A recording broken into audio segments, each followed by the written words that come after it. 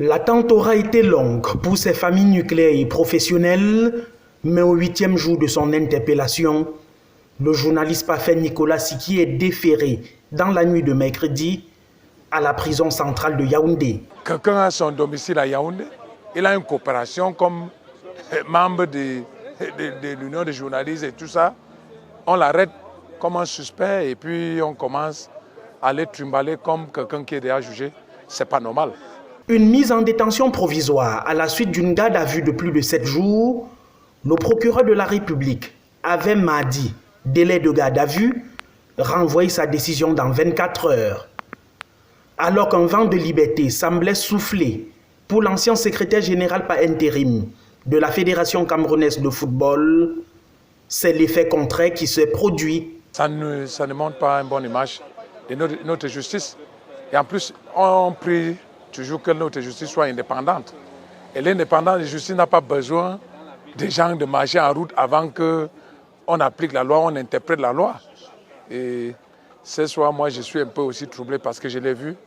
Et puis, je me sens aussi touché. Une déception dans la grande famille de la presse, journalistes, directeurs de publication et autres mobilisés au parquet pendant plusieurs jours pour apporter leur soutien au patron d'Info Plus. Chaque fois qu'on veut taire une voix, nous nous mobilisons pour dire non. Je crois que là, on est vraiment dans notre devoir et dans notre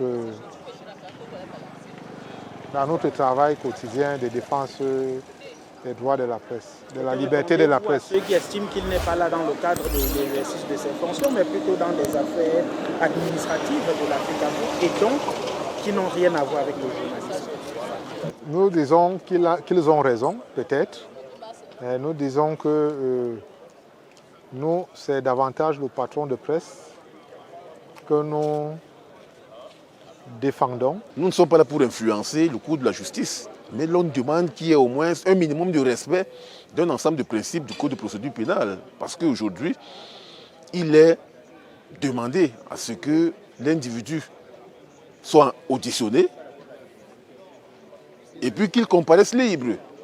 Le procureur de la République en a décidé autrement. Parfait Siki est poursuivi pour détention des documents de la FECAFOOT et d'après nos recherches, le procès verbal, le communiqué final de l'élection des vice-présidents de l'instance fêtière du football camerounais, entre autres, serait détenu par l'ex-SG dans, je cite, l'intention de les falsifier.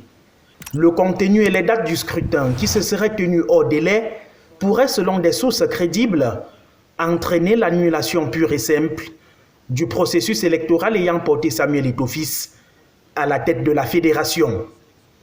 De son côté, le présumé accusé dit ne pas détenir ces documents. Il poursuivra sa défense dans les geôles de la prison de Kondengui.